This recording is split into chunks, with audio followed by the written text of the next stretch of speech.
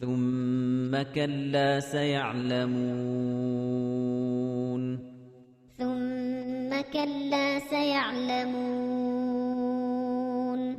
ألم نجعل الأرض مهادا ألم نجعل الأرض مهادا والجبال أوتادا والجبال أوتادا وخلقناكم أزواجا وخلقناكم أزواجا وجعلنا نومكم سباتا وجعلنا نومكم سباتا وجعلنا الليل لباسا وجعلنا الليل لباسا وجعلنا النهار معاشا وجعلنا النهار معاشا وبنينا فوقكم سبعا شدادا وبنينا فوقكم سبعا شدادا وجعلنا سراجا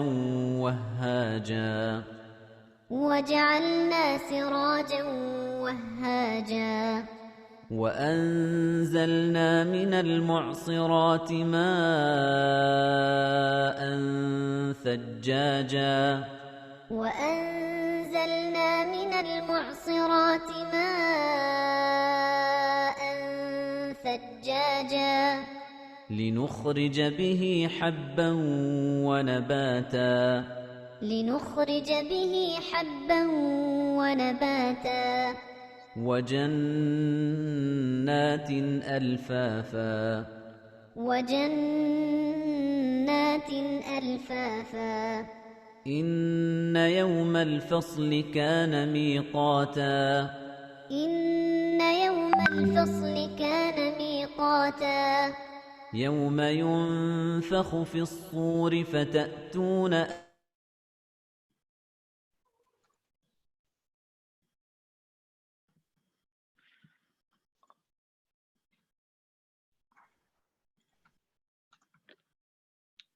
Oke, baik. Assalamualaikum warahmatullahi wabarakatuh.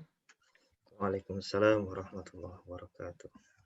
Innal hamdalillah nahmaduhu wa nasta'inuhu wa nastaghfiruh wa na'udzu billahi min shururi anfusina wa min sayyiati a'malina may yahdihillahu fala mudhillalah wa may yudlilhu fala hadiyalah. Asyhadu an la ilaha illallah wahdahu la syarikalah wa asyhadu anna Muhammadan abduhu wa rasuluh la nabiyya ba'dah. Qala Allah Ta'ala fil Qur'anil Karim, A'udzu billahi minasyaitonir rajim. Ya ayyuhalladzina amanu taqullaha haqqa tuqatih wa la tamutunna illa wa antum muslimun. Pertama-tama marilah kita panjatkan puji dan syukur kita kehadirat Allah Subhanahu wa taala yang mana atas rahmat dan hidayahnya jualah kita bisa berkumpul dan berhadir di majelis pengajian online ISB, IMCQ dan QCB bekerjasama dengan pimpinan ranting Istimewa Muhammadiyah Queensland pada hari ini. Salawat dan salam tak lupa kita haturkan keharibaan junjungan kita Nabi besar Muhammad sallallahu alaihi wasallam beserta sahabat, kerabat dan pengikut beliau ila yaumil qiyamah. Bapak-bapak dan ibu-ibu hadirin sekalian, jamaah lain yang dirahmati Allah, pada kesempatan kali ini kita akan kembali untuk kemudian mengkaji agama Islam, mengkaji fenomena-fenomena yang menjadi bahasan kita sehari-hari tentang Islam. Bersama kita pada hari ini telah hadir seorang Ustadz muda, Ustadz Niki Alma Febrana Fauzi, yang akan menyampaikan sesuatu tentang fikih informasi, tentang bijak bermedia sosial di era pandemi COVID-19 ini. Tapi sebelumnya, marilah kita buka pengajian kita dengan mengucapkan basmalah. Bismillahirrahmanirrahim. Bismillahirrahmanirrahim. pada pengajian kali ini kita akan mendiskusikan, kita akan membahas tema tentang fikih informasi. Pada hari ini di era COVID-19 ini kita sudah sangat akrab dengan fenomena seperti Zoom, WhatsApp, media-media sosial, dan berbagai fitur yang memungkinkan kita untuk kemudian terhubung dan tersambung dengan orang lain secara virtual. Pertanyaannya adalah bagaimana kemudian Islam mengatur masalah ini? Batasan-batasan etika apa, batasan-batasan fikih apa yang kemudian muncul dan kemudian perlu kita perhatikan ketika kita bermedia sosial. Bagaimana kita bisa menghindari masalah-masalah seperti hoax atau menghindari masalah-masalah disinformasi atau penyesatan informasi yang saat ini marak sekali kita hadapi, mungkin di grup-grup WhatsApp kita, mungkin di Facebook, Twitter, dan berbagai macam media sosial yang lain. Hari ini kita akan mendiskusikan ini dari sudut pandang fikih. Bersama kita telah hadir Ustadz Niki Alma Febriana Fauzi yang beberapa waktu yang lalu menulis satu artikel bagus tentang ini di salah satu jurnal. Jurnal apa Ustadz kemarin? Di IJIM, Ustaz.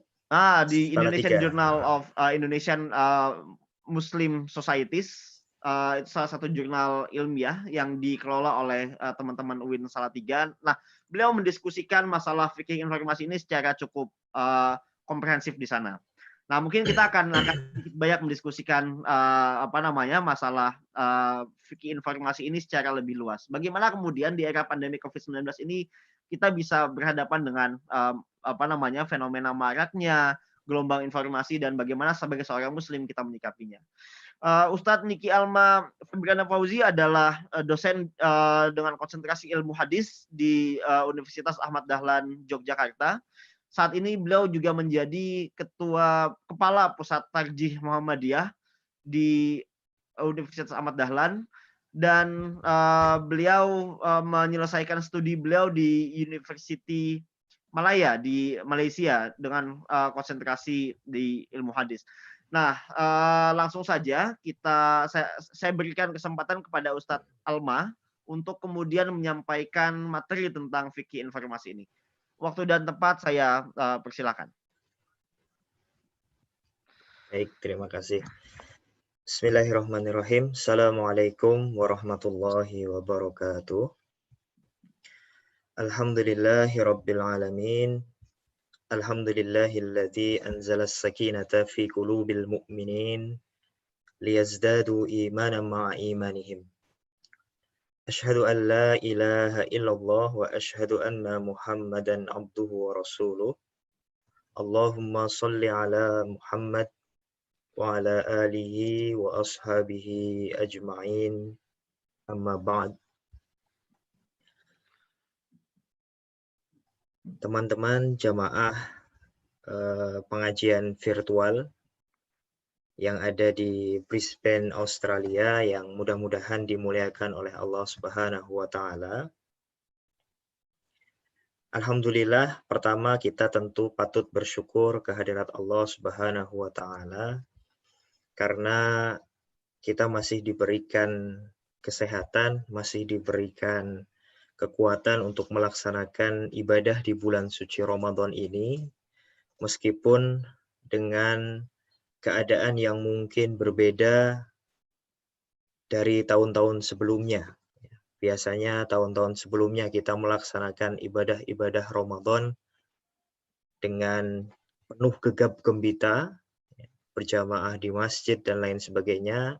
Sekarang Allah memberikan kesempatan kepada kita untuk melaksanakan ibadah Ramadan secara lebih privat, secara lebih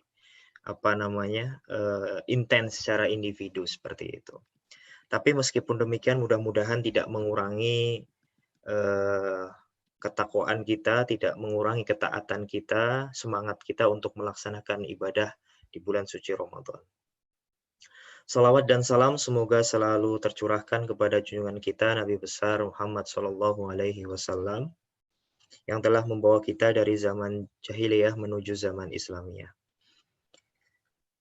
Terima kasih atas undangannya teman-teman dan juga jamaah sekalian yang ada di Australia, terutama di Brisbane. Insya Allah pada pagi hari ini kita akan bersama-sama mengkaji salah satu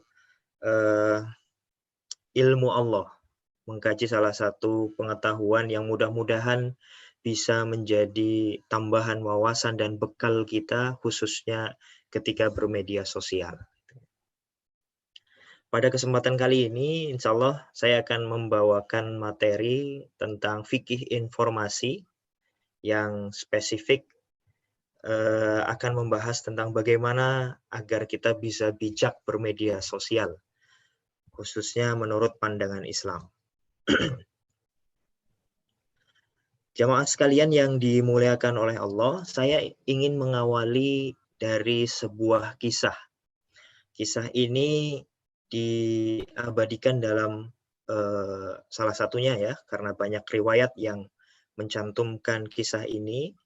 Ada yang diantaranya paling lengkap seperti itu, ada dalam Musnad Ahmad, riwayat yang cukup panjang, berkisah tentang seorang sahabat yang bernama Al-Walid bin Uqbah dan juga Al-Harits bin Diror. Ya. Sebagian teman-teman jamaah sekalian barangkali sudah pernah mendengar kisah ini, karena kisah ini nantinya menjadi asbabun nuzul dari satu ayat yang sangat familiar, terutama yang berkaitan dengan etika kita bermedia sosial. Kisah ini berawal dari Al-Harits bin Diror yang ketika itu bertemu Rasulullah SAW, karena sebelumnya Al-Harits bin Diror ini adalah belum memeluk Islam. Ketika Rasulullah mengajak Al-Harits bin Diror masuk Islam, memeluk Islam, dia kemudian mau. Setelah mau, Al-Harits bin Diror ini kemudian menyampaikan kepada Rasulullah bahwa dia berjanji akan melaksanakan syariat-syariat Islam. Ya. Tidak hanya itu, dia juga mengajak kepada kaumnya, karena Al-Harits bin Diror itu adalah salah satu atau seorang pemimpin kepala suku, katakanlah seperti itu, dari Bani Mustalik. Al-Harits bin Diror ketika itu bilang kepada Rasulullah, "Ya Rasul, izinkan saya kembali ke kaumku, lalu aku akan ajak mereka untuk masuk Islam. Dan insya Allah saya akan melaksanakan syariat-syariat Islam, salah satunya adalah zakat." Ya. Karena itulah, nanti pada suatu ketika ya kita tetapkan harinya, tolong ada utusanmu yang datang ke perkampungan Bani Mustalik untuk mengambil zakat. Akhirnya setelah bersepakat antara Al-Harits bin Diror dan Nabi Muhammad SAW, Al-Harits bin Diror kembali ke perkampungannya di Bani Mustalik. Seiring berjalannya waktu, hari demi hari, minggu demi minggu, bulan demi bulan, jatuhlah pada hari yang sama-sama disepakati antara Al-Harits bin Diror dan Nabi Muhammad SAW, yaitu hari pemungutan zakat di perkampungan Bani Mustalik. Ketika itu Nabi Muhammad SAW menjatuhkan pilihannya kepada Al-Walid bin Uqbah, seorang sahabat yang sebenarnya pernah punya pengalaman dalam tanda kutip buruk dengan orang-orang Bani Mustalik. Keluarga Al-Walid bin Uqbah ini dalam sejarahnya pernah ada konflik dengan orang-orang di Bani Mustalik. Sehingga Al-Walid bin Uqbah ini sesungguhnya agak takut ketika diutus oleh Rasulullah SAW untuk mengambil zakat di perkampungan Bani Mustalik. Karena jangan-jangan nanti setelah sampai perkampungan Bani Mustalik, Al-Walid bin Uqbah justru malah akan dibunuh atau dihukum dan lain sebagainya. Tapi karena ini adalah perintah Rasulullah SAW sebagai seorang sahabat yang taat, lalu Al-Walid bin Uqbah mengiyakan perintah Rasulullah untuk mengambil zakat di perkampungan Bani Mustalik. Berangkatlah Al-Walid bin Uqbah, lalu kemudian di pertengahan jalan masih belum tampak ketakutan-ketakutan itu, masih pede istilahnya seperti itu, masih percaya diri. Tapi menjelang sampai di perbatasan perkampungan Bani Mustalik, Al-Walid bin Uqbah seolah-olah melihat banyak sekali orang yang berjejer di perbatasan, membawa senjata, membawa peralatan-peralatan perang, membawa bendera dan lain sebagainya. Lalu muncullah kembali ketakutan itu. Muncul kembali kekhawatiran dalam hati Al-Walid bin Uqbah bahwa jangan-jangan betul firasat awal saya bahwa nanti justru saya mau dibunuh di perkampungan Bani Mustalik. Apa yang terjadi teman-teman jamaah sekalian yang dimuliakan oleh Allah? Al-Walid bin Uqbah akhirnya kembali ke Madinah. Kembali ke Madinah untuk apa? Untuk melaporkan kepada Rasulullah bahwa saya Al-Walid bin Uqbah sudah sampai ke perkampungan Bani Mustalik, tapi mereka tidak mau dan membangkang untuk membayar zakat. Artinya, dulu janji yang pernah diucapkan oleh Al-Harits bin Diror bahwa tanggal sekian tolong ada utusan yang datang untuk mengambil zakat. Setelah datang utusan Rasulullah, ternyata menurut Al-Walid bin Uqbah mereka tidak mau membayar zakat dan justru malah akan memerangi Al-Walid bin Uqbah. Seketika itu Rasulullah SAW marah besar karena merasa janji dan komitmen yang sama-sama dibangun diruntuhkan oleh Al-Harits bin Diror dan juga kaumnya. Maka ketika itu Rasulullah langsung memerintahkan Khalid bin Walid untuk memerangi kaum Bani Mustalik. Di sisi yang lain, jamaah sekalian, di hari ketika Al-Walid bin Uqbah berangkat ke perkampungan Bani Mustalik, sesungguhnya mereka sedang menunggu utusan Rasulullah SAW. Mereka menunggu di perbatasan kampung Bani mereka, ya, Bani Mustalik, untuk menyambut. Karena ini yang datang bukan orang sembarangan. Ini adalah representatif pemerintahan pada waktu itu. Ya, meskipun bukan Rasulullah yang datang langsung, tapi ini adalah utusan dari Rasulullah SAW yang seharusnya dimuliakan sebagaimana mereka memuliakan utusan-utusan Rasulullah yang lain. Tapi karena Al-Walid bin Uqbah sudah terlanjur khawatir, takut dengan masa lalu yang pernah terjadi dengan orang-orang Bani Mustalik, dia kembali Al-Walid bin Uqbah. Nah, apa yang terjadi dengan orang-orang Bani Mustalik dan Al-Harits bin Diror? Hari ketika sama-sama ditetapkan bahwa hari itu akan ada utusan Rasulullah datang, ditunggu sampai selesai ujung hari, tidak ada yang datang. Sampai kemudian Al-Harits bin Diror mengatakan kepada kaumnya, jangan-jangan Rasulullah lupa dengan janji yang sama-sama disepakati dulu bahwa kami meminta ada utusan yang datang untuk mengambil zakat. Lalu Al-Harits bin Diror mengatakan kepada kaumnya, bagaimana kalau kita inisiatif yang mengantar zakat tersebut ke Madinah kepada Rasulullah SAW. Akhirnya mereka pun berangkat. Ya, Al-Harits bin Diror dan juga kaumnya yang sudah masuk Islam berbondong-bondong untuk mengantarkan zakat ke Madinah ke Rasulullah SAW. Di satu sisi, Khalid bin Walid dan pasukan yang lain, pasukan Rasulullah, berangkat sama-sama untuk memerangi mereka karena mendapatkan informasi dari Al-Walid bin Uqbah bahwa mereka tidak mau membayar zakat. Akhirnya di pertengahan jalan, kelompok Al-Harits bin Diror dan kaumnya, lalu kemudian Khalid bin Walid dengan pasukannya bertemu. Terjadilah dialog di sana, ya, bahwa Khalid bin Walid menyampaikan bahwa ingin memerangi Bani Mustalik, terutama Al-Harits bin Diror karena sudah membangkang, sudah berdusta kepada Rasulullah. Di sisi yang lain, Al-Harits bin Diror membela diri karena dia merasa tidak ada seorang pun utusan Rasulullah yang datang pada hari yang sama-sama ditetapkan bahwa akan ada utusan yang datang. Karena Khalid bin Walid ketika itu bingung, ya, bimbang, ada informasi yang berbeda, akhirnya Khalid bin Walid kemudian sama-sama dengan Al-Harits bin Diror dan pasukannya, dengan kaumnya, sama-sama ke Madinah, ya, menghadap bersama-sama kepada Rasulullah SAW. Lalu disitulah kemudian terjadi pengungkapan sebuah kebenaran. Ya. Disitulah kemudian terungkap bahwa yang benar adalah apa yang diinformasikan oleh Al-Harits bin Diror, sedangkan yang disampaikan oleh Al-Walid bin Uqbah adalah sebuah kedustaan.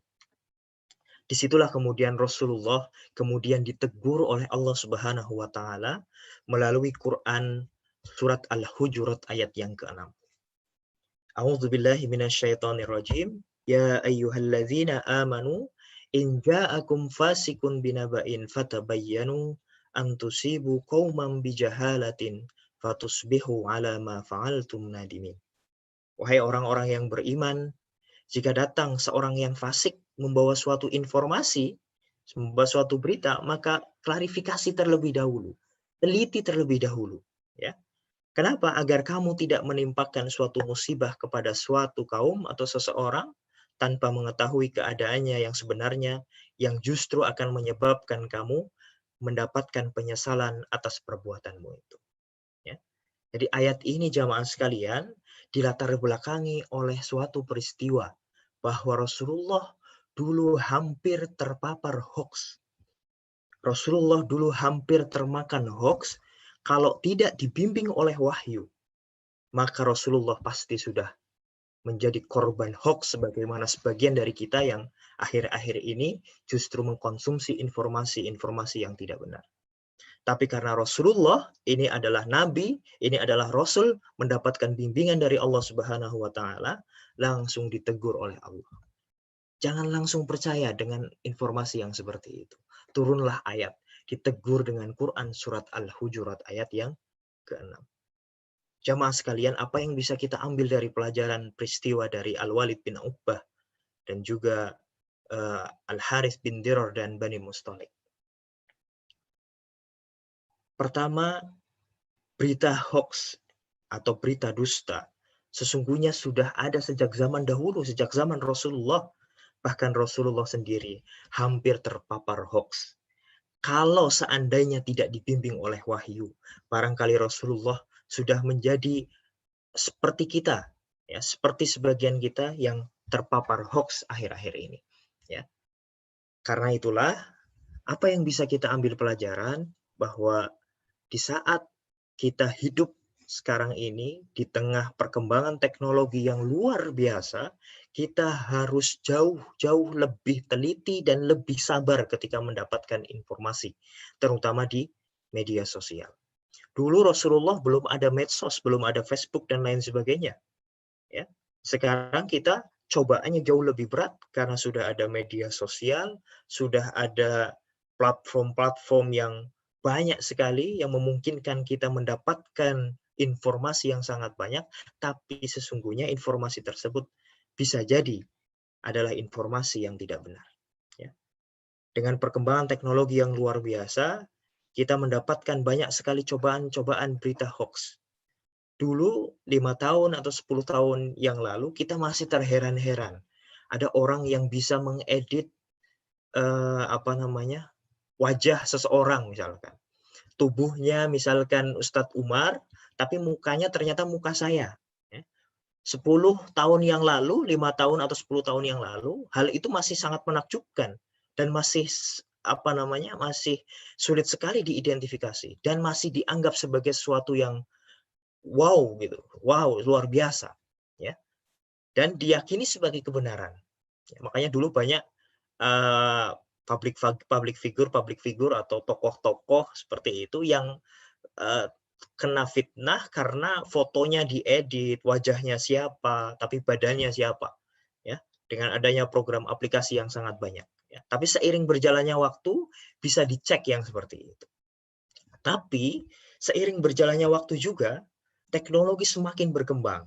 Ya, beberapa waktu yang lalu, ya, saya membaca satu berita yang cukup menakjubkan karena ternyata sekarang dalam perkembangan teknologi ada yang disebut dengan deepfake. Deepfake ini sederhananya mungkin teman-teman atau jamaah sekalian yang memang mendalami IT, mendalami ilmu-ilmu yang berkaitan dengan ini lebih paham. Ya. Jadi saya hanya membaca dari berita di media, di internet dan lain sebagainya, bahwa deepfake ini adalah suatu teknik yang sangat berbahaya kalau jatuh kepada orang-orang yang tidak bertanggung jawab. Kalau dulu mungkin gambar yang dimanipulasi, tapi sekarang video. Ya, video seseorang itu bisa dimanipulasi, gambarnya siapa, suaranya siapa, tapi ternyata itu sesungguhnya adalah bukan dia. Ya. Yang beberapa waktu lalu cukup ramai mungkin adalah video dari Barack Obama. Ya, ketika ada video yang dirilis oleh seseorang ketika itu, yang sesungguhnya Obama tidak pernah mengucapkan hal tersebut, tapi ternyata video tersebut membuktikan bahwa Obama mengatakan itu. Ya. Nah, video itulah menggunakan teknik deepfake. Teman-teman atau jamaah sekalian nanti mungkin bisa menelusuri lebih jauh apa sesungguhnya deepfake ini. Banyak aplikasi-aplikasi yang menggunakan teknik deepfake ini ternyata setelah saya cek tadi malam, wah ternyata sudah banyak sekali ini. Ya, makanya ada video-video yang sudah dibuat menggunakan aplikasi berdasarkan teknik deepfake ini. Saya ingin menampilkan video Obama yang beberapa waktu lalu cukup viral. Ya, mungkin sebagian jamaah sudah pernah melihat, tapi saya izin untuk memutarkan kembali. Ya, saya share screen lagi untuk videonya sebentar.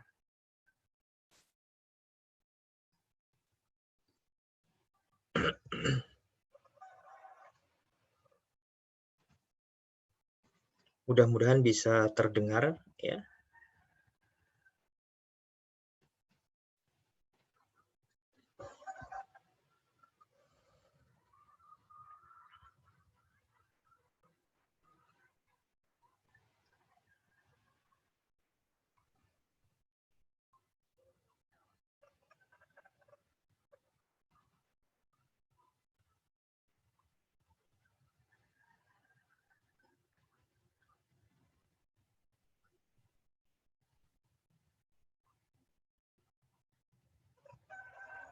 Tidak kedengaran Ustadz, mungkin bisa di more ada share computer sound.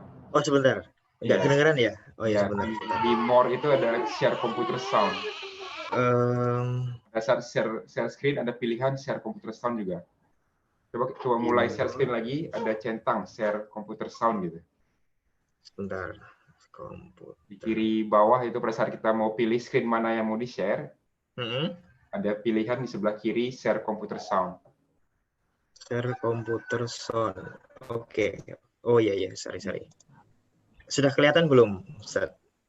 Videonya belum ya? It got me thinking about my full-time employees. Kelihatan videonya? Videonya belum, suara kedengaran. Suaranya kedengaran ya? Oke.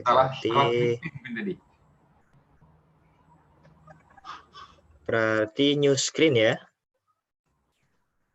Kalau sekarang? Ya. Videonya sudah kelihatan? Ya. Oke, coba saya ulangi lagi. It got me thinking about my full-time employees and their ability to survive on $8 an hour in New York City. And foremost in all of our minds has been the loss and the grief felt by the people of Orlando. Most of us don't get our healthcare through the marketplace. We get it through our job or through Medicare or Medicare. And what you should know is that thanks to the Affordable Care Act, your coverage is better today than it was before. Women can get free checkups, and you can't get charged more just for being a woman. To give his employees come together to pass a common, there's a bill that would boost America's very, very hard times. Some progress, at least within the small confines of the legal community. I think it's real important. Here we go. President Barack Obama, when you giving a speech, make sure you use a lot of pauses. America's businesses have created 14.5 million new jobs over 75 straight months. We're developing technology. Every technology can be used in some negative way, and so we all should work towards making sure that it's not going to happen. And even one of the interesting directions is that once you know how to create something, you know how to reverse engineer it. And so you can, and so one could create methods for identifying edited videos versus real videos.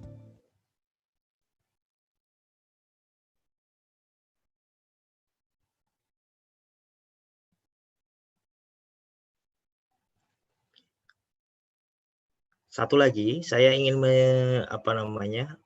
menampilkan satu video juga yang ini mungkin lebih nuansanya lebih Indonesia gitu ya. Ada satu video kelihatan dan kedengaran nggak Ustaz? Belum, mungkin perlu di-share ulang. Oh, belum ya, di-share ulang ya, oke. Sebentar.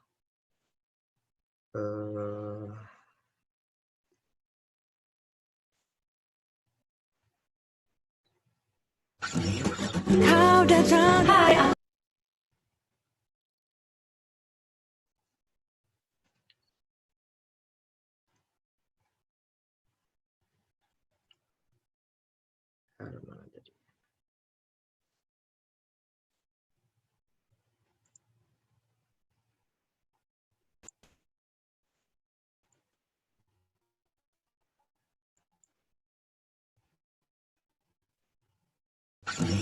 Kau datang, hai, aku Raisa, dan hari ini akan menjawab beberapa pertanyaan yang sudah ditulis untukku. Pertanyaan pertama, apa lagu favorit Raisa di album? Sudah kelihatan Ustaz? Lagu favorit aku susah sih. Sudah Ustaz. Suaranya sudah ya? Sudah Ustaz. Oke, coba ini saya tampilkan sedikit saja. Jawabnya karena kan itu lagunya kebanyakan aku yang nulis juga, dan walaupun aku nggak nulis, udah suka banget. Jadi semua lagu suka, cuma yang paling Raisa banget yang aku tulis mungkin judulnya Let Me Be. Itu salah satu lagu favorit. Kedua, boleh ceritain nggak inspirasi pemilihan Korea sebagai tempat syuting video klip LDR kayak Colin Bailey? Raisa, dan hari ini akan menjawab beberapa pertanyaan yang sudah ditulis untukku. Pertanyaan pertama, apa lagu favorit Raisa di album Heart to Heart? Lagu favorit aku susah sih jawabnya karena kan itu lagunya kebanyakan aku yang nulis juga, dan walaupun aku nggak nulis, udah suka banget. Jadi semua lagu suka, cuma yang paling Raisa banget yang aku tulis di situ juga lagi spring.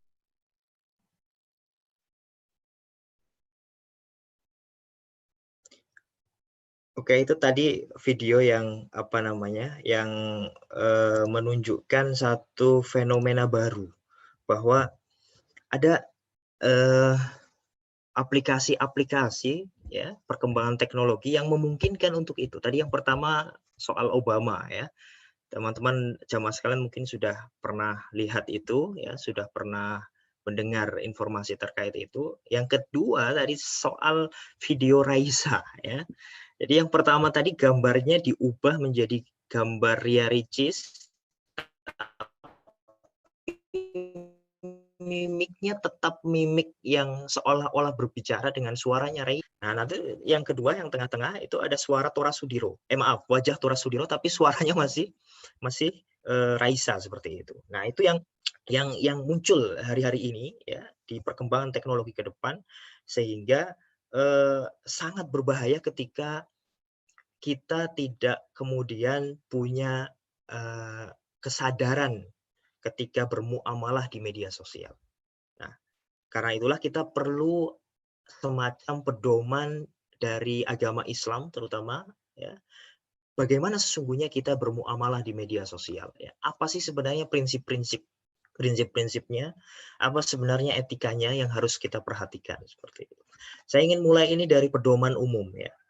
Jadi media sosial itu ya, dapat digunakan sebagai sarana untuk menjalin silaturahim, menyebarkan informasi, dakwah, pendidikan, rekreasi, dan untuk kegiatan positif di bidang agama, politik, ekonomi, dan sosial serta budaya.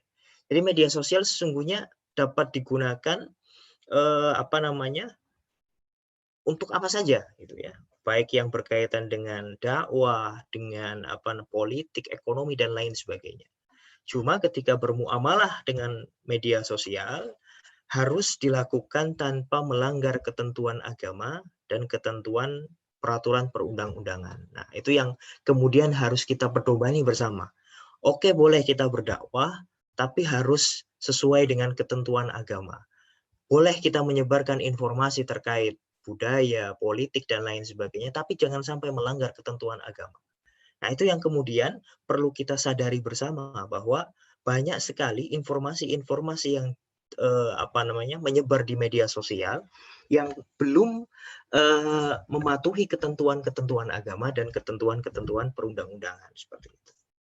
Nah, maka yang harus dibangun pertama adalah setiap konten informasi yang berasal dari media sosial itu memiliki kemungkinan benar dan salah. Nah, ini mungkin orang-orang atau anak-anak milenial ya itu sudah mafhum dengan hal ini. Ya. Mereka lebih selangkah lebih baik ya dibandingkan dengan mungkin golongan baby boomers gitu. Jadi baby boomers itu masih gagap ketika bermuamalah di media sosial. Baby boomers ke belakang ya, tapi tidak semua. Ini hanya generalisir saja. Nah, mereka sebagian ya, dan saya jumpai langsung masih ada yang menganggap bahwa setiap konten, setiap informasi yang sampai ke tangan mereka melalui WhatsApp group, melalui media sosial itu dianggap sebagai kebenaran. Saya menjumpai sendiri ya, yang saya anggap guru, yang saya anggap ustadz gitu ya, mohon maaf, usianya memang sudah bukan muda lagi, sudah 60-70 tahun. Tapi karena mereka belum punya literasi digital yang baik, mereka menganggap bahwa konten informasi yang ada di media sosial itu semuanya benar, nggak ada yang salah seperti itu. Apalagi kalau didapat dari orang yang menurut dia itu ini orangnya terpercaya. Nah, itu yang pertama. Yang kedua, informasi yang baik juga belum tentu benar, gitu ya. Ini contohnya misalkan begini. Saya sering menyayangkan sekali teman-teman kita yang ingin menggalang dana, ya, membuka donasi, tapi kemudian foto-foto yang ditampilkan itu foto-foto yang peristiwanya tidak match dengan tidak match dengan peristiwa yang sedang terjadi, ya. Misalkan ada gempa bumi di mana, ya, katakanlah di Yogyakarta. Tapi foto-fotonya yang ditampilkan untuk menarik donasi itu foto-foto entah di mana, ya. Betul baik, ya, baik untuk mengajak donasi orang lain, tapi itu bukan informasi yang benar. Nah, itu salah satu contoh konten yang baik tapi belum tentu benar. Ada lagi informasi yang benar itu juga belum tentu bermanfaat, ya. Misalkan ini mungkin lebih ke hal-hal yang sifatnya privacy, ya. Suami istri lah katakanlah, ya, punya, mohon maaf, mungkin gambar atau foto sedang, mohon maaf, berciuman atau apa, ya. Benar, itu boleh suami istri berciuman seperti itu. Tapi kalau di-share ke publik tentu menjadi tidak bermanfaat. Bahkan nanti berkaitan dengan yang terakhir, tidak pantas disebar ke ranah publik, ya. Maka benar belum tentu bermanfaat dan belum tentu pantas untuk disebarkan ke ranah publik. Seperti itu. Nah, yang selanjutnya, informasi itu ada yang bermanfaat, tapi belum juga tentu cocok untuk disampaikan ke ranah publik. Itu yang tadi saya jelaskan, ya. Contohnya tadi konten-konten yang ya sesungguhnya adalah hal-hal yang sifatnya privasi, tapi diberikan kepada khalayak umum, ya. Atau konten-konten untuk 17 tahun ke atas gitu misalkan. Nah, sekarang lagi ramai itu drama apa itu, drama Korea yang mohon maaf itu ya. Nah, itu bagi orang-orang yang belum layak menonton itu tentu tidak baik gitu ya. Nah, itu salah satu contoh konten informasi yang benar, baik tapi belum tentu bermanfaat. Satu lagi yang perlu kita sadari ini yang mungkin dulu di zaman Rasulullah itu belum ada gitu ya. Informasi sebagai komoditas. Banyak sekarang orang-orang yang memanfaatkan informasi untuk kepentingan-kepentingan tertentu. Ya. Saya ambil contoh beberapa saja ya di bidang politik dan bisnis misalkan. Di bidang politik misalkan pada waktu pemilu di Amerika dulu ya, saya yakin teman-teman ya jamaah sekalian mengikuti berita ini ya. Ketika data pengguna Facebook itu dimanfaatkan oleh orang-orang di balik pemenangan Donald Trump misalkan seperti itu ya. Nah, ini informasi-informasi data pengguna dan lain sebagainya ini sangat berharga dan itu sudah menjadi komoditas sekarang ya. Bisnis misalkan ya Gojek ya, mohon maaf nyebut merek gitu ya, atau startup online yang lain itu sekarang memanfaatkan informasi-informasi itu ya untuk menentukan apa yang dia suka, apa yang dia nanti akan makan dan lain sebagainya. Jadi informasi sudah menjadi komoditas sehingga kalau kita tidak membangun kesadaran ini, ya kesadaran tentang bagaimana bermuamalah di media sosial, maka bisa jadi kita justru akan gampang sekali termakan atau terpapar dengan hoax ya. Oke. Konten informasi yang berasal dari media sosial memiliki kemungkinan benar dan salah ya. Seperti yang saya jelaskan tadi, bahwa setiap informasi yang kita terima pasti ada kemungkinannya. Ada kemungkinan benar, ada kemungkinan salah. Ya, makanya Allah Subhanahu wa taala berfirman mengingatkan kita dalam Quran surat Al-Isra, "Wala taqfu ma laisa laka bihi ilm. Inna sam'a wal basara wal fuad kullu ulaika kana anhu mas'ul." Janganlah kamu mengikuti, ya, janganlah kamu nge-share atau janganlah kamu mempercayai, meyakini ya apa saja yang kamu tidak punya pengetahuan tentangnya. Ya. Yang akhir-akhir ini ramai itu berita soal, mohon maaf kemarin ada berita ramai pertengahan Ramadan itu akan ada asteroid yang menghantam bumi misalkan. Ya. Nah ini salah satu contoh informasi yang punya kemungkinan benar, punya kemungkinan salah, ya. Maka kita harus cross check terlebih dahulu tadi, ya. Jangan terburu-buru mengikuti, mempercayai, ya. Kalau kita tidak punya pengetahuan.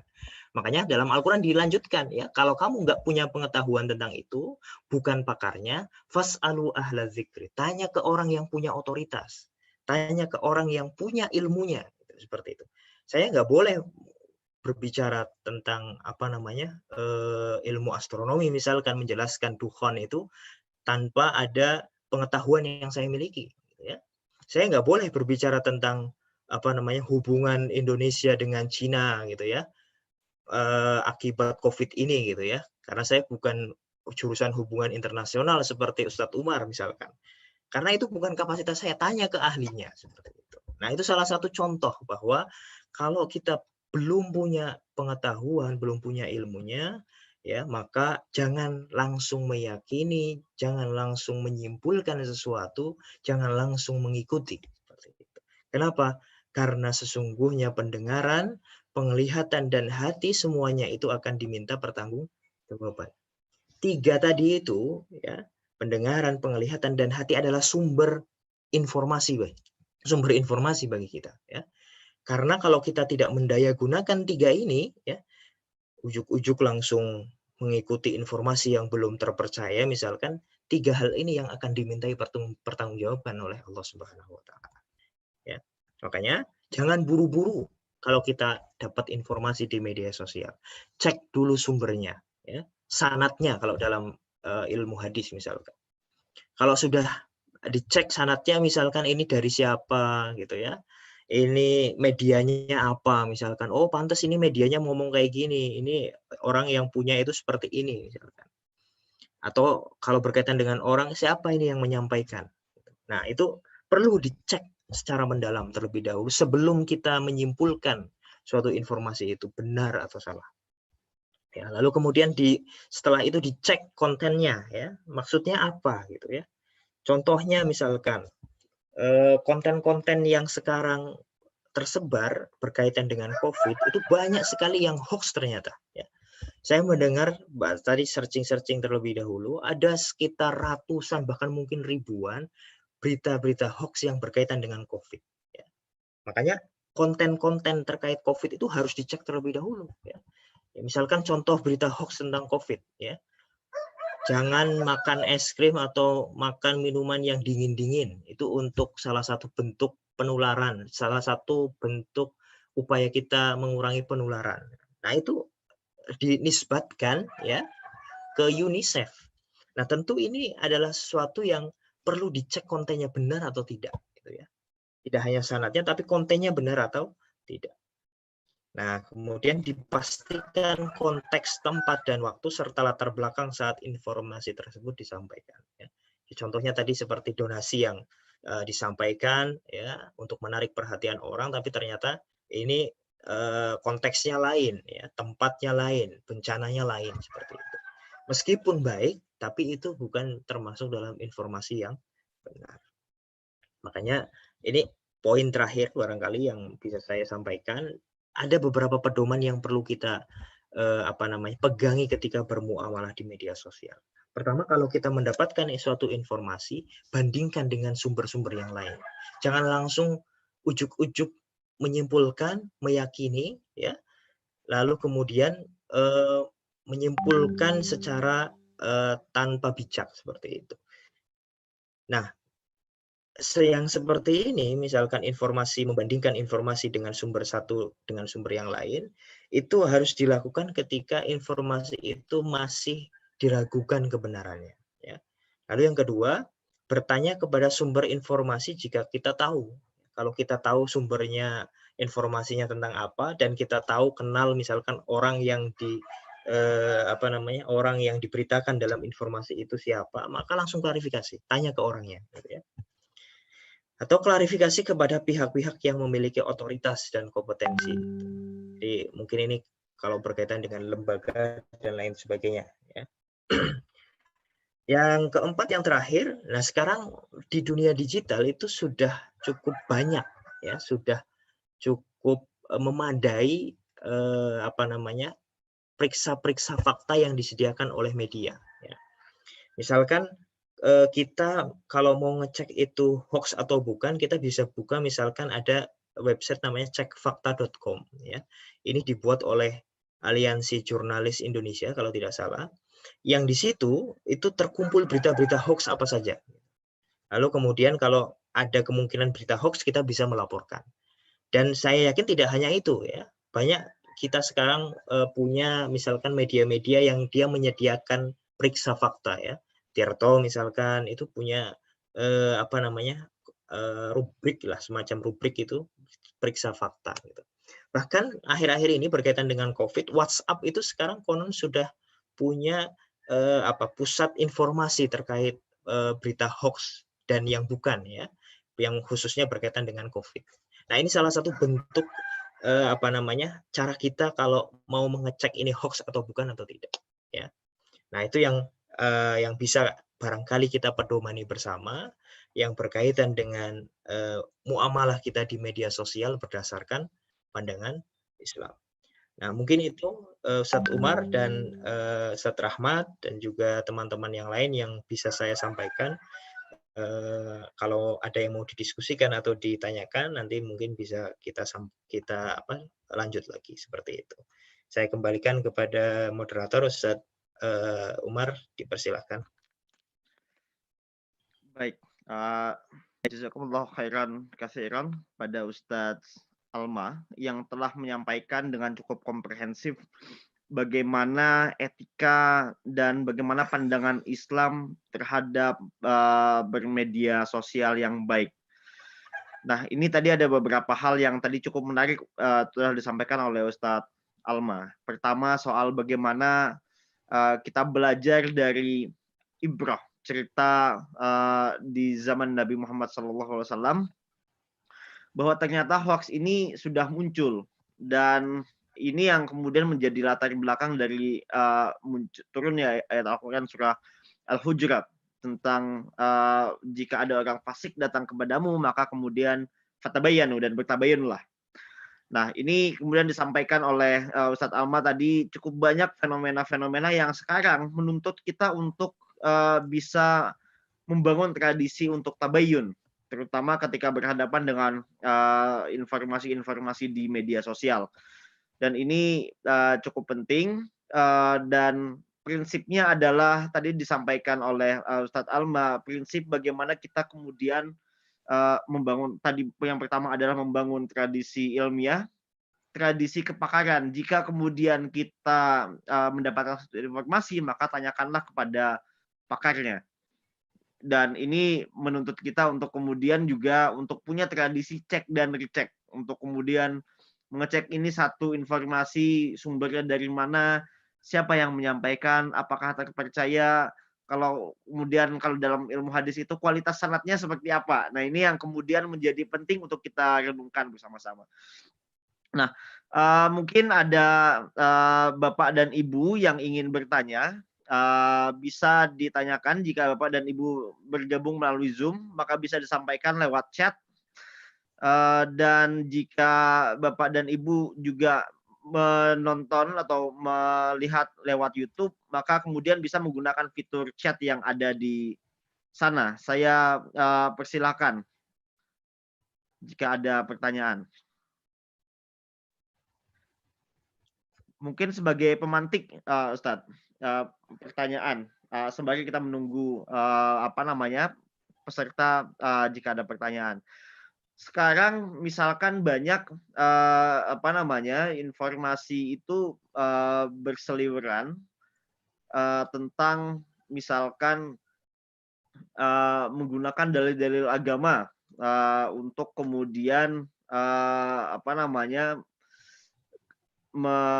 mengait-ngaitkan dalil agama dengan satu fenomena atau bahasanya cocok logi. Nah, bagaimana kemudian pandangan Islam ketika kita berhadapan dengan model-model informasi seperti ini, agar kita misalkan tahu bahwa ini tidak tepat, tapi kita ingin mengkritik, maka kemudian caranya seperti apa? Kadang-kadang ini yang kemudian kita agak ragu. Langsung dijawab ini, Ustaz. Iya, silakan. Sembari Wow. Ya. Ini pertanyaan yang cukup sulit juga, yang mungkin bisa kita renungkan bersama sesungguhnya dan cari tahu jawabannya. Memang sekarang banyak sekali, mohon maaf ya, ada oknum-oknum dai atau mubalik yang dia memanfaatkan ya, pengetahuan agamanya untuk melakukan dari cocokologi bahasanya. Ya. Dia bisa bahasa Arab, paham fikih dan lain sebagainya, tapi dia kemudian menyampaikan informasi yang seolah-olah benar tapi sesungguhnya tidak benar. Makanya saya kemarin waktu berita informasi soal kiamat itu pertengahan Ramadan itu, saya termasuk yang ketawa sinis seperti itu. Ini pasti Ustadz itu tanpa nyebut nama seperti itu. Ternyata benar gitu. Dan ada satu lagi ternyata yang menyampaikan seperti itu. Nah, bagaimana caranya kita menangkal istilahnya ustadz-ustadz atau mungkin oknum-oknum lah, katakannya lah, orang-orang yang ingin melakukan cocokologi seperti itu. Saya ingin mengembalikan itu kepada tadi prinsip-prinsip dalam Al-Quran tadi. Kalau memang kita tidak punya ilmunya, maka tanyakan kepada orang yang punya otoritas ilmu. Ya. Wala takfu janganlah kalian mengikuti sesuatu yang kalian belum tidak atau kalian tidak memiliki ilmu tentangnya, karena sesungguhnya pendengaran, mata dan hati kalian itu nanti akan dipertanggungjawabkan. Kalau itu berkaitan dengan astronomi misalkan, kok yang berbicara adalah ustadz yang dia tidak punya background astronomi, saya yakin saya nggak akan percaya itu. Ya. Maka dan saya menganjurkan kepada jamaah sekalian nggak perlu percaya orang-orang yang seperti itu. Ya kita bisa telusurilah istilahnya track record keilmuannya seperti apa. Kalaupun dia tidak punya background keilmuan tentang astronomi, saya beri contoh biar lebih jelas, tapi dia kemudian menanyakan kepada orang yang punya pakar tentang itu, lalu ustadz itu yang menyampaikan, ya it's okay gitu ya. Misalkan yang bagus sekali kemarin klarifikasi atau penjelasan dari Ustadz Adi Hidayat, kalau jamaah sekalian kemarin mengikuti gitu ya, yang sesungguhnya Ustadz Adi Hidayat nggak punya itu kepakaran atau nggak punya kapasitas keilmuan soal astronomi ya, tentang ilmu perbintangan, tapi dia kemudian cek ya, klarifikasi, minta tanya kepada otoritas yang punya ilmu ya, cari di website dan lain sebagainya yang punya otoritas di sana ya, atau tanya kepada orang yang punya keilmuan di sana. Nah, itu yang salah satu yang mungkin perlu menjadi pegangan bagi kita. Dalam kasus-kasus yang lain juga bisa dipraktekkan seperti ini. Misalkan yang ramai sekarang soal COVID ya, banyak berita-berita informasi soal COVID yang itu sangat minim fakta ilmiahnya. Maka kalau informasi tersebut misalkan disampaikan oleh seseorang, mubalik atau siapa, padahal itu berkaitan dengan kesehatan, ya jangan percaya dulu. Ya, tanyakan dulu kepada otoritas yang punya keilmuan di sana, ke dokter atau orang yang memang ahli soal COVID dan lain sebagainya. Nah, mungkin itu Ustadz Umar yang bisa saya berikan penjelasan di sana. Gitu ya. Jadi otoritas keilmuan itu penting untuk menjadi panduan kita gitu ya. Tradisi keilmuan itu menjadi sangat penting. Iya, terima kasih Ustadz Alma. Ada pertanyaan satu dari Anonymous. Tadi seperti Ustadz sampaikan, generasi terlebih dahulu agak kurang dalam melaksanakan cek dan recek. Bagaimana ya adabnya untuk mengajarkan orang-orang yang sebagian sudah senior? Nah, ini adab dan caranya untuk kemudian bisa menyampaikan ini seperti apa, Ustadz? Iya. Oke. Adabnya ya. Ini apa namanya? Mungkin kasuistik ini tidak bisa dipraktekkan secara generalisir ya. Ini saya contohkan saja pengalaman saya pribadi. Tapi ini sekali lagi tidak bisa dipraktekkan secara umum, tergantung konteks ya senior dari jamaah sekalian itu seperti apa karakternya. Saya sebenarnya menyampaikan materi soal fikih informasi itu sudah beberapa kali, dan baru kali ini saya menyampaikan fikih informasi kepada orang-orang yang sebenarnya sudah melek literasi. Ya, saya yakin teman-teman di Brisbane itu orang yang secara literasi itu sudah selesai lah, sudah nggak perlu lagi bicara soal seperti ini. Karena sebelumnya ya materi-materi yang saya sampaikan ini fikih informasi selalu saya sampaikan justru kepada orang-orang yang sudah senior. Mohon maaf ya, mungkin tadi saya sebutkan baby boomers ke belakang. Kenapa? Karena dengan menyampaikan materi ini saya bisa sedikit demi sedikit itu ya nyindir nyeletuk gitu seperti itu. Ya mungkin ini kurang beradab, dikatakan kurang beradab, tapi disitulah kemudian kesempatan saya, salah satu kesempatan yang bisa saya lakukan untuk sama-sama nyentil gitu orang-orang yang mohon maaf ya dia sudah senior tapi kemudian masih belum punya literasi yang memadai ketika berhadapan dengan dunia digital ya, khususnya di media sosial. Nah, itu dalam kasus saya. Dalam kasus-kasus yang lain misalnya di WhatsApp group, saya biasanya kalau itu adalah orang-orang yang senior yang menyampaikan informasi-informasi hoax, saya tidak tegur beliau itu di grup itu. Ya, karena biasanya orang tua mohon maaf itu akan tersinggung ketika ditegur di depan umum, ya. Nah, biasanya saya japri, ya. Sering saya japri orang-orang yang saya anggap senior, guru saya gitu ya, bahwa ini berita hoax loh Ustadz, ini berita yang tidak benar gitu. Nah, ini tidak usah di-share kemana-mana, ya kan? Tradisinya sebagian orang-orang yang sudah senior itu kan biasanya share, tapi sebenarnya dia belum baca gitu ya. Ya mungkin sebagian kita juga melakukan seperti itu. Tapi dengan cara menegur, cara mengingatkan lewat japri atau lewat yang lebih privat itu jauh lebih insya Allah lebih aman lah daripada kita menegurnya atau mengingatkan di depan umum, karena itu bagi sebagian orang-orang yang sudah senior itu adalah suatu kecacatan gitu ya, suatu aib gitu, dan ini biasanya justru malah akan resisten terhadap teguran-teguran yang sesungguhnya baik ya, cuma kadang cara menyampaikannya tidak baik gitu. Ya, mungkin itu. Jadi kasuistik seperti ini mungkin tidak bisa digeneralisir, tapi saya ingin ambil spiritnya. Mungkin teman-teman bisa ngambil spiritnya bahwa mungkin tadi orang tua itu punya karakter masing-masing, dia tidak bisa dikritik di depan umum gitu ya.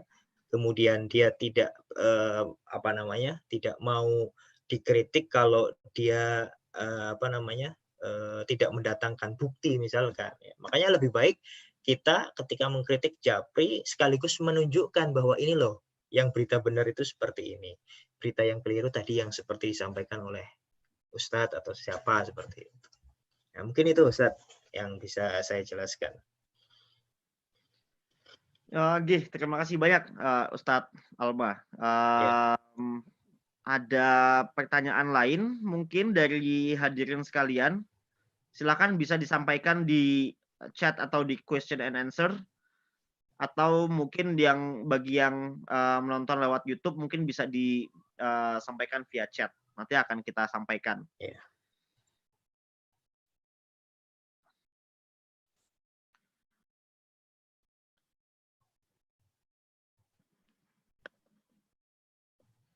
Sama-sama Ustadz, sama-sama Ustadz.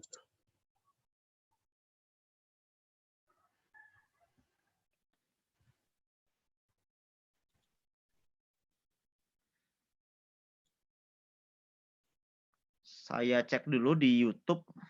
Ya.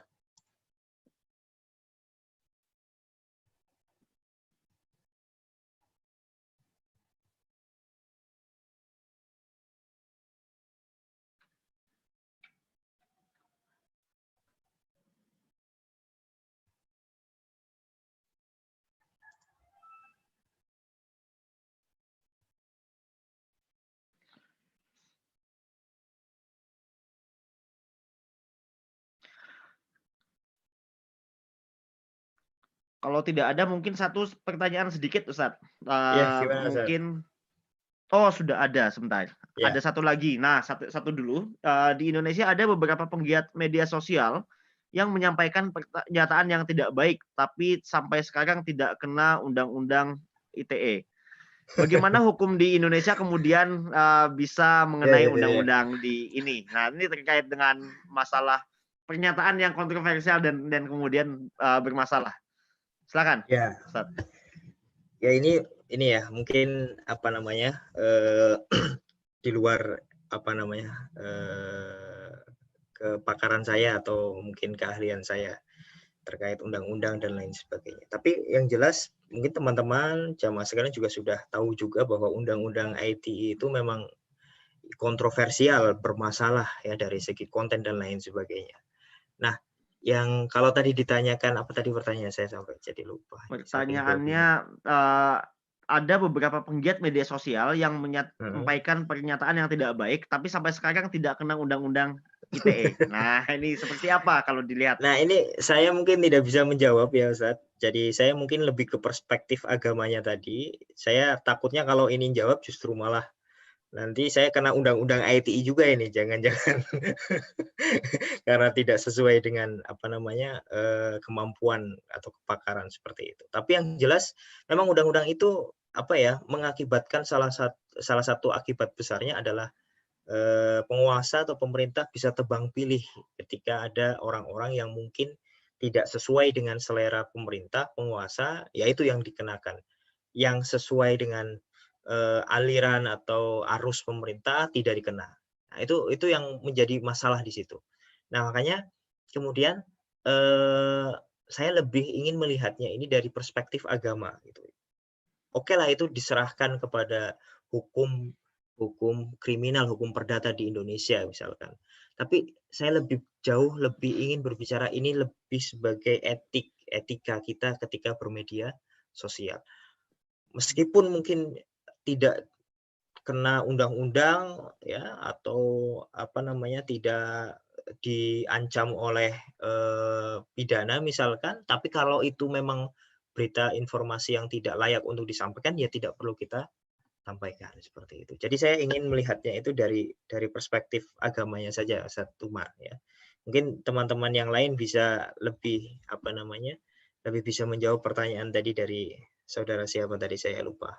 Ini gitu, tidak ada namanya. Oh ya. Iya.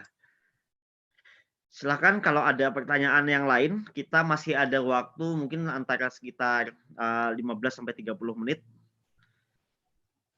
Jika ada pertanyaan. Nah, pertanyaan saya satu sedikit Ustaz, terkait dengan konspirasi. Nah, seringkali kita mendengar ada misalkan kasus COVID-19, ternyata ini konspirasi Bill Gates atau konspirasi dari macam-macam. Kadang-kadang juga menyerempet isu-isu politik sedikit. Nah, sebagai umat Islam, bagaimana kemudian kita menghadapi konspirasi-konspirasi seperti ini? Ya, ini kembali seperti pertanyaan tadi yang pertama, pertanyaan Mas Umar juga tadi kayaknya. Saya termasuk orang yang agak ragu ya, mungkin ragunya lebih banyak daripada percayanya dengan teori konspirasi ini. Iya. Nah, ini Ustadz Umar mungkin bisa lebih menjelaskan ini teori konspirasi ini dari perspektif politik seperti itu. Saya termasuk orang yang sangat tidak terlalu apresiasi dengan orang-orang yang kalau kemudian mengemukakan argumentasi ujung-ujungnya konspirasi misalkan. Nah, itu bagi saya orang yang tidak mau mendayagunakan akalnya tadi untuk mencari pengetahuan gitu ya. Menelusuri fakta yang sesungguhnya seperti itu. Lagi-lagi saya ingin menariknya itu kepada orang-orang yang kalau kita nggak tahu ilmunya ya sudah nggak usah mengikuti, nggak usah menyimpulkan ya. Tanya langsung ke otoritas yang punya ilmu seperti itu. Itu Zat, singkat saja Zat. Iya, terima kasih Ustadz. Yeah. Karena banyak tadi saya kira poinnya yang cukup bagus tentang bagaimana kita menyerahkan pada otoritas keilmuan yang kemudian relevan terkait dengan konspirasi atau cocoklogi ini, sehingga kemudian kita bisa merespons dengan cukup bijak dalam menghadapi gelombang informasi yang kadang-kadang tidak bisa kita pilih. Silakan kalau ada pertanyaan yang lain yang terkait dengan masalah fikih informasi atau masalah bijak bermedia sosial atau mungkin masalah-masalah yang sedikit terkait yang mungkin bisa dijawab oleh Ustadz Alma. Dipersilakan.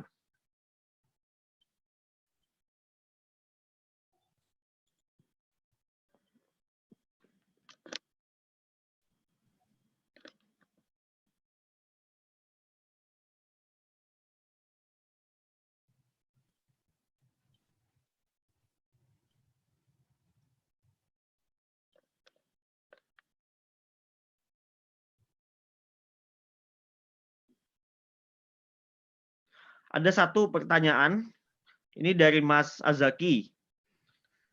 Bagaimana cara supaya masyarakat terbiasa berdialog dengan argumentasi bukan dengan emosi? Nah, ini menarik pertanyaannya. Ini kayaknya curhat ya Ustaz Azaki. Bagaimana ya, itu kembali lagi ke tradisi keilmuan lah kalau bagi saya pribadi gitu ya, karena lagi-lagi fikih informasi ini sesungguhnya visi besarnya adalah membangun tradisi keilmuan, tradisi orang menerima informasi yang valid gitu. Kalau seorang mau dapat pengetahuan atau informasi yang benar, yang valid, pasti dia harus punya basic keilmuan. Ya. Orang yang berdebat di media sosial yang kita saksikan hari ini itu sesungguhnya mencerminkan, ya mohon maaf, isi kepalanya mereka gitu ya. Ada orang yang mungkin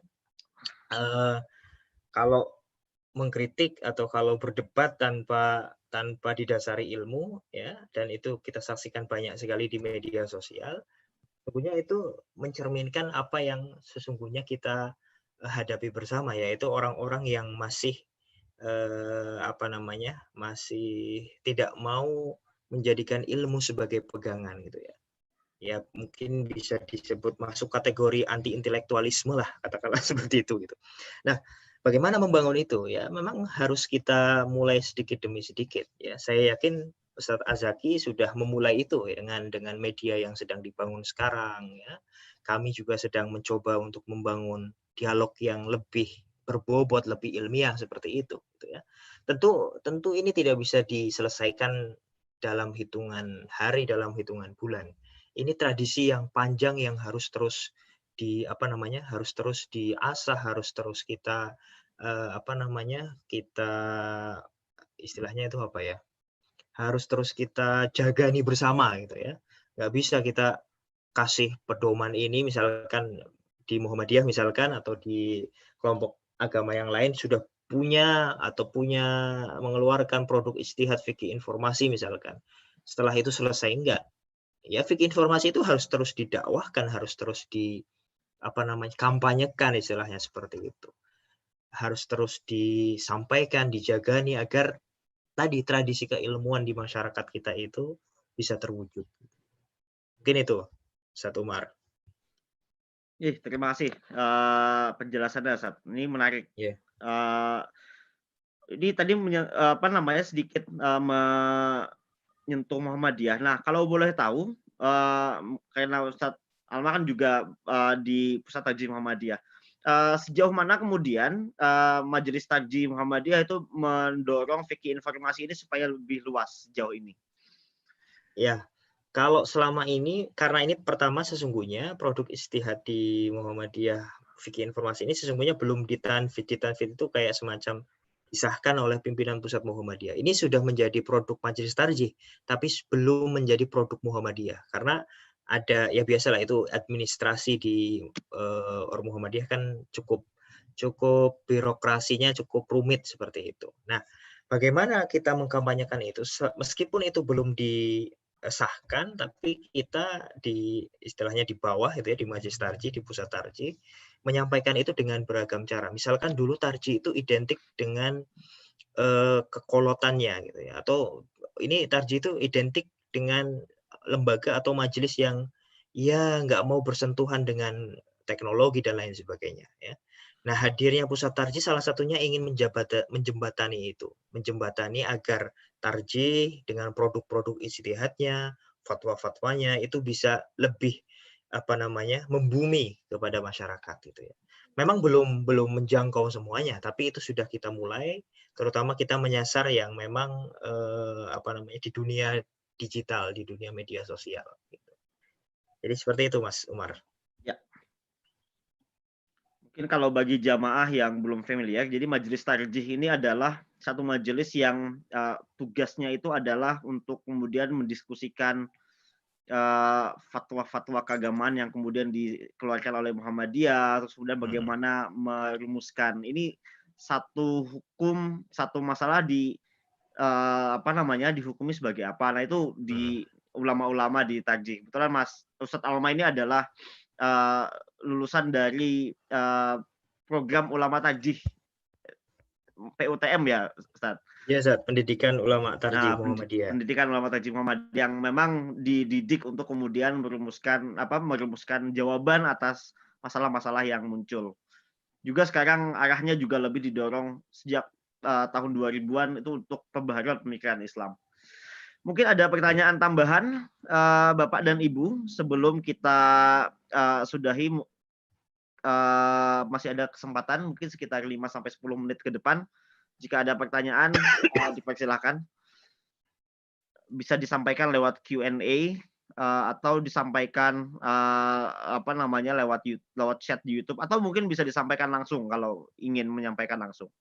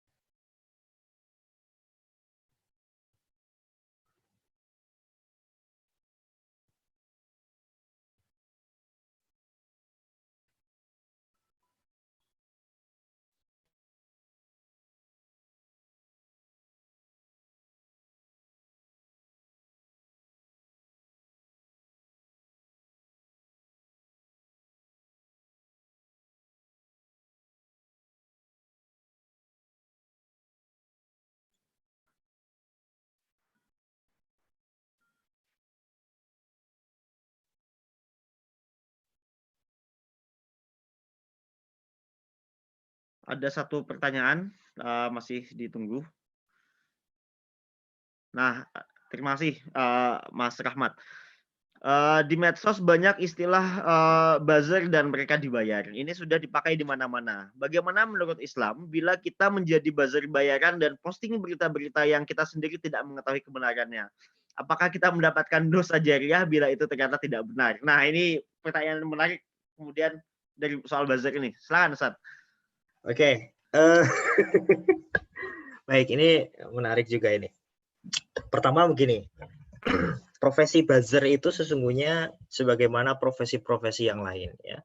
Kita kembalikan ke kaidah fikihnya al-aslu fil muamalah al ibahah gitu ya. Karena ini berkaitan dengan muamalah, segala macam profesi asalkan tidak menabrak prinsip-prinsip syariat, maka itu diperbolehkan. Jadi prinsipnya profesi buzzer itu boleh.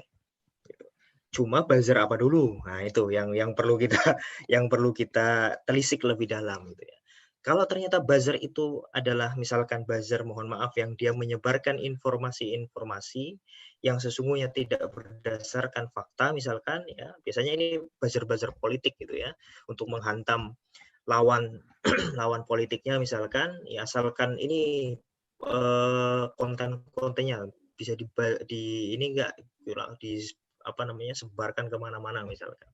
Nah, maka buzzer yang seperti itu bisa jatuh pada profesi yang diharamkan gitu ya. Ya sama misalkan kayak profesi-profesi yang sesungguhnya boleh, tapi kemudian karena melakukan sesuatu yang diharamkan dalam agama, ya, memfitnah atau menyebarkan informasi dusta, ya, berita dusta, maka itu menjadi profesi yang tidak bisa dibenarkan dalam Islam, ya.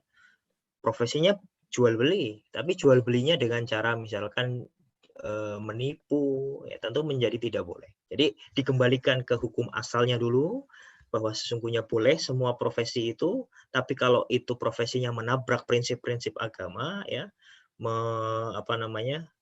menyakiti orang lain, menzalimi orang lain, memfitnah orang lain misalkan, nah itu yang menjadi profesi itu, yang menjadikan profesi itu menjadi profesi yang diharamkan dalam agama Islam gitu ya.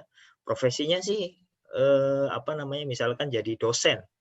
Tapi dosen ini ngajarnya ya misalkan tidak pernah masuk misalkan, sehingga dia makan mohon maaf gaji buta misalkan. Ya, dosen seperti ini profesinya menjadi profesi yang hasilnya itu tidak berkah gitu ya. Saya tidak mengatakan haram, tapi mungkin tidak berkah seperti itu ya. Artinya profesi pada dasarnya, pada umumnya adalah al-ibahah, boleh, sehingga profesi itu asalkan dia tidak melanggar syariat Islam, tidak melanggar prinsip-prinsip agama, maka selama itu boleh dilakukan. Termasuk menjadi buzzer untuk dakwah yang baik, ya tentu boleh gitu ya. Misalkan media Islam mana gitu ya, dia punya buzzer untuk menyebarkan informasi dari medianya gitu ya. Misalkan IB Times tadi punya Ustadz Azaki. Ada buzzer-buzzernya sendiri yang sering nyebarin di grup misalkan. Karena ini kontennya bagus misalkan, ya menjadi buzzer yang syar'i gitu ya. Buzzer yang islami gitu. Tapi kalau buzzernya itu adalah buzzer-buzzer politik yang menyebarkan berita-berita dusta dan lain sebagainya, ini yang kemudian profesinya menjadi tidak diperkenankan, tidak diperbolehkan, bahkan mungkin diharamkan dalam agama Islam. Gitu. Jadi gitu, Ustaz.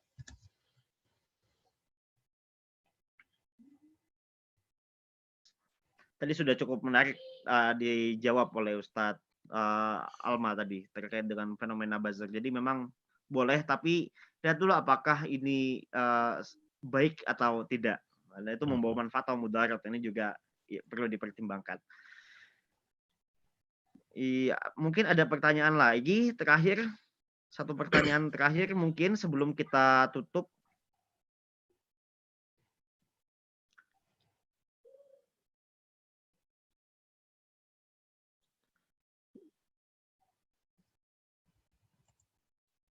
Jika tidak ada pertanyaan lain, mungkin closing statement mungkin dari Ustadz Alma terakhir sebelum kita tutup majelis kajian pada hari ini. Ya, baik. Mungkin sebagai penutup itu jamaah sekalian, kita sebagai umat Islam punya kewajiban bermuamalah dengan baik, ya, bermuamalah dengan etika yang baik. Tidak hanya di dunia nyata, tapi juga di dunia maya kita juga harus menerapkan prinsip-prinsip etika Islam yang baik. Ya. Bermuamalah yang baik tidak hanya di kehidupan kita sehari-hari dengan masyarakat tetangga, tapi harus kita implementasikan juga dengan muamalah kita bersama saudara-saudara kita di dunia digital, dengan di dunia maya, di dunia media sosial dan lain sebagainya. Sehingga insya Allah kalau kita menerapkan prinsip-prinsip Islam tersebut, kita bisa terhindar dari bahaya besar yang bernama hoax itu. Mungkin itu, Ustaz.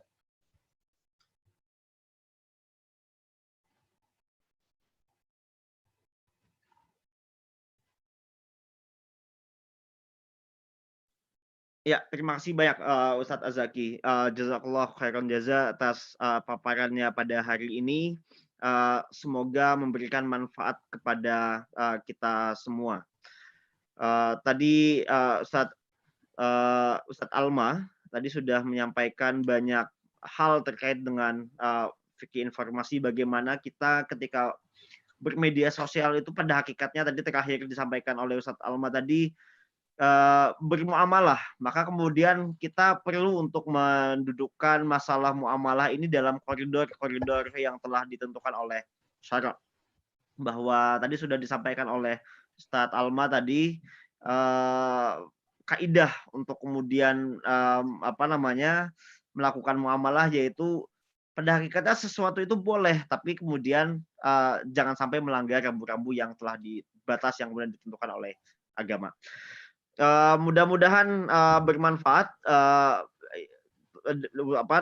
paparan dan ceramah yang disampaikan oleh Ustadz Alma tadi, dan mudah-mudahan menambah keberkahan Ramadan kita pada hari ini. Saya selaku moderator memohon maaf jika ada kekeliruan. Terakhir mungkin menginformasikan kepada jamaah sekalian bahwa insya Allah nanti sore kita juga akan ada pengajian lain dari bersama Spirit of Ramadan Indonesian Islamic Society in Brisbane, insya Allah dengan Ustadz Mas Latif Dwi Purnomo. Sebentar saya cek temanya.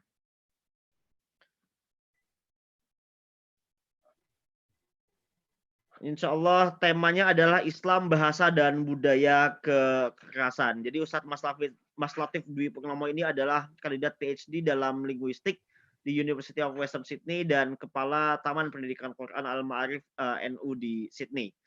Nah, jadi insya Allah nanti akan ada pengajian pada pukul 15.30 sampai 17.00 waktu Australia, atau waktu Indonesia pukul 12.30 sampai pukul 2 siang. Silakan kalau ada bapak-bapak dan ibu-ibu yang tertarik untuk hadir. Saya mohon undur diri pada pengajian pada hari ini. Mudah-mudahan kita bisa berjumpa di majelis yang akan datang. Saya tutup doa kifaratul majelis. Subhanakallahumma wa bihamdika asyhadu an la ilaha illa anta astaghfiruka wa atubu ilaik. Billahi fi sabil haq fastabiqul khairat. Wassalamualaikum warahmatullahi wabarakatuh. Waalaikumsalam warahmatullahi wabarakatuh. Jazakallah khair Ustaz Niki, Ustaz Umar. Ustaz dan Ustaz Rahmat, terima kasih sudah diundang ini, bisa bersilaturahim. Saya pamit ya, Ustaz ya. Oke. Assalamualaikum.